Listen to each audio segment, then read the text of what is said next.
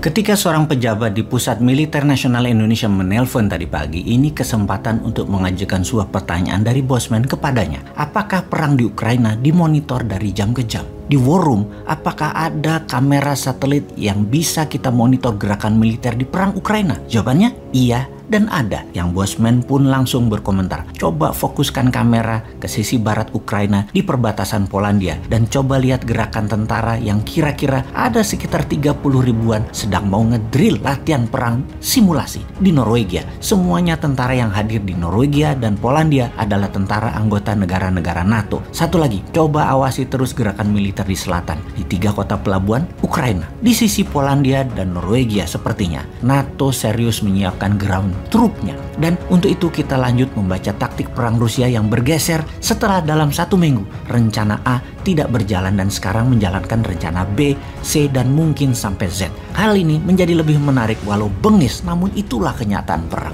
Menurut ahli taktik perang modern, pasukan pendukung logistik Rusia di awal perang tidak fleksibel dan kekurangan perlengkapan yang membuat pasukan tempur jadi kekurangan logistik untuk melakukan pekerjaan mereka. Secara kekuatan dalam negeri Rusia, militer Rusia memiliki kemampuan mobilisasi domestik yang luar biasa. Faktanya, dengan sekitar 30.000 personel mereka bertugas di pasukan distribusi logistik Rusia yang tugasnya meliputi pertahanan, penggunaan, dan pembangunan infrastruktur militer. Mereka bisa memobilisasi semua ini untuk perang Ukraina. Kekuatan Rusia sangat besar jika dibandingkan dengan negara lain, misalnya negara besar Tiongkok saja yang lebih banyak infrastruktur komersial, bisnis, dan kebutuhan masyarakat infrastrukturnya tetap lebih besar Rusia. Namun keuntungan domestik Rusia ini tergantung pada rel. Secara bersamaan mewakili kelemahan ketika konflik terjadi di luar negara Rusia. Saat perang jarak jauh, kemampuan logistik militer Rusia masih dipertanyakan. Dalam invasi Rusia ke Ukraina kali ini, rel kereta api canggih utama sebagai pengangkut logistik yang digunakan berada di Belarus dan di Rusia. Jadi, untuk pasokan lebih lanjut ke Ukraina harus menggunakan truk. Ternyata Rusia tidak cukup truk. Disinilah bottleneck pertama dari logistik Rusia. Dari kereta api yang datang, banyak pindah ke truk. Kendaraannya kurang. Kita lanjut perubahan strategi yang jitu oleh Rusia kemudian. Inilah dinamisnya perang. Pada angkatan bersenjata Rusia, unit organisasi terbesar dari pasukan darat mereka biasanya didukung oleh 1 brigade dukungan material teknis pada dasarnya. Pasukan pendukung logistik mereka, masing-masing brigade ini terdiri dari 1.000 personil yang mengoperasikan 408 kendaraan pengangkut yang mampu mengangkut 1.870 ton kargo. Ini ternyata agak belum memadai pada saat awal peperangan Ukraina. Menurut pensiunan Letnan Kolonel Alek Versinin, pakar permodelan dan simulasi konflik militer pasukan Rusia, di bawah konfigurasi mereka saat ini, tentara darat Rusia sama sekali tidak mampu mendukung pertempuran lebih dari 90 mil atau 145 km dari tempat pembuangan pasokan logistik, dalam hal ini rel kereta api. Didasarkan pada kecepatan transportasi rata-rata 45 mil atau 70 km per harinya, inilah yang membuat dalam 1 minggu awal invasi, pasukan Rusia gagal mencapai Kiev karena lambatnya dukungan logistik.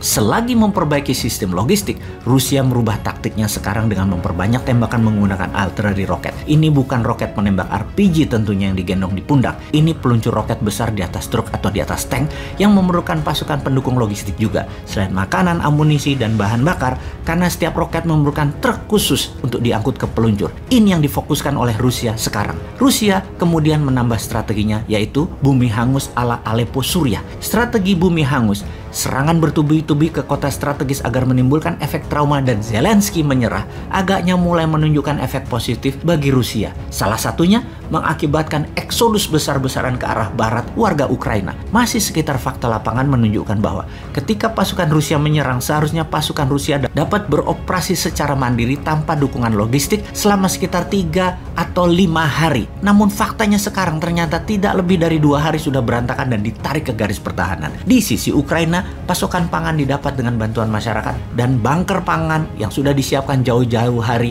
di ribuan titik pertahanan di seluruh Ukraina. Karena itu pasukan Rusia menggunakan pasukan Chechen. ceknya. Selain mengawasi penduduk, tugas berikutnya adalah mencari tahu di mana letak bunker pangan dan amunisi Ukraina. Rusia juga merubah strategi pasokan darat sekarang. Beroperasinya hanya di mana pasukan tempur meminta pasokan disediakan cepat sesuai kebutuhan dengan hit and run supply logistik menjadi tidak terbaca oleh pasukan Ukraina. Jadi Rusia saat ini pasukan darat yang diutamakan adalah logistik yang harus disediakan dan dilindungi terlebih dahulu, baru serangan militer dilakukan setelahnya. Untuk itu Ukraina juga tahu satu-satunya faktor yang dapat mengatasi masalah logistik ini adalah waktu. Makanya Ukraina bertahan total selama mungkin agar Rusia kehabisan cadangan pangan, amunisi, dan logistiknya. Karena kalau Rusia tidak merubah strategi logistiknya, militer Rusia diduga tidak memiliki kemampuan untuk perang lebih panjang dari 2 bulan. Sungguh, apa yang telah dilakukan pada hari-hari awal invasi Rusia ke Ukraina menentukan titik lemah kekuatan militer Rusia, atau mungkin menunjukkan bahwa titik lemah militer Soviet masih ada di tentara Rusia. Yang jelas di lapangan setiap saat bergeser, dianalisa, tidak ada rumus pasti. Rusia sangat dinamis melakukan perubahan. Dari kacamata pengamat militer pro Barat dan media Barat yang mempromosikan NATO dan Amerika menyatakan kemampuan logistik NATO dan sekutu bisa dibilang merupakan salah satu keunggulan strategis utama dari militer Barat, terutama Amerika, yang jaringan global pangkalan militer serta kemampuan pengangkut laut dan udaranya besar untuk bisa menyiapkan logistik dimanapun di bumi ini. Dan ini kita tunggu buktinya. Kalau NATO benar memiliki kemampuan itu, mengapa sampai saat ini belum berani bergerak juga? Rusia tahu, sangat tahu, NATO tidak mampu. Bukan seperti yang analis katakan tersebut. Apa yang Rusia lakukan sekarang? Strategi Rusia bertambah lagi sekarang adalah dengan menyetop jalur laut di Laut Hitam, memutus kota pelabuhan Mariupol dan sebentar lagi kota pelabuhan Odessa, agar Kiev lapar dan menyerah. Kemudian Rusia memecah pasukan kecil-kecil mencari logistik pasukan Ukraina, yang ternyata strategi ini mulai menunjukkan hasil. Ketika posisi diketahui, roket meluncur ke titik-titik yang menjadi lokasi penyimpanan dan diledakkan. Intinya, pasukan Rusia sudah semakin mendekati Kiev. Sudah 3,4 juta warga Ukraina mengungsi ke luar negeri, yang terbanyak di Polandia yang sudah menampung 2 juta pengungsi lebih. Dalam perjalanan mereka yang bergerak pindah, sudah lebih 8 juta warga yang dalam 3 minggu ke depan bisa 7 juta warga Ukraina keluar negara mereka bermigrasi. Negara sekitar sudah mulai gerah. Ada 10.000 pasukan NATO di sekitaran perbatasan dengan wilayah pengungsian dan terus bertambah. Ditambah banyak negara dunia yang saat ini terkesan melawan hegemoni. Salah satunya India. India membeli minyak Rusia sekarang. Kalau Indonesia, bagaimana sih strateginya?